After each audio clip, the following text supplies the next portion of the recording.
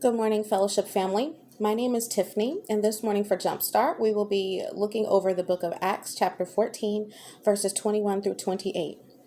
After preaching the good news in Derbe and making many disciples, Paul and Barnabas returned again to Lystra, Iconium, and Antioch of Pisidia, where they strengthened the believers. They encouraged them to continue in the faith, reminding them that they must enter into the kingdom of God through many tribulations.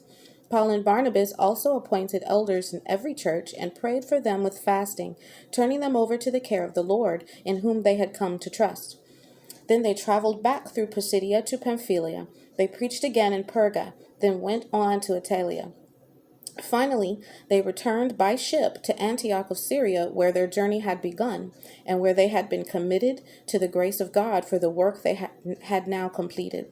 Upon arriving in Antioch, they called the church together and reported about their trip, telling all that God had done and how he had opened the door of faith to the Gentiles too. And they stayed there with the believers in Antioch for a long time. I think the most powerful portion of these verses for me is verse 22.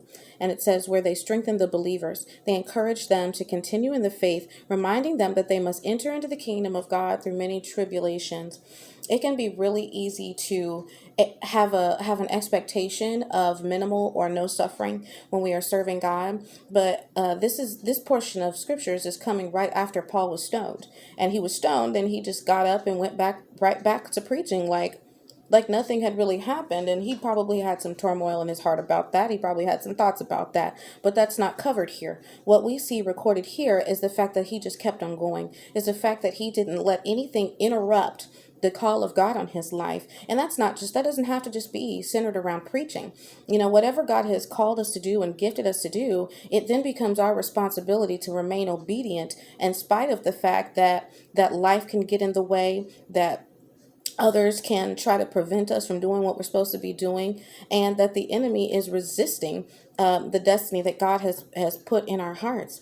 And then they went on home, and they they testified about what God had been doing in them.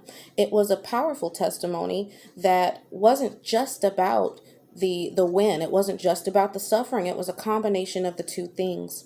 And I love here in verse 26 where it says, this is where their journey had begun and where they had been committed to the grace of God for the work. When God anoints you to do something specific, he will always give you grace to complete it. So we are seeing proof positive that when we are called by God, there is a level of sacrifice that is going to be required to continue forward, that we keep the main thing, which is God's plan. Have a blessed day.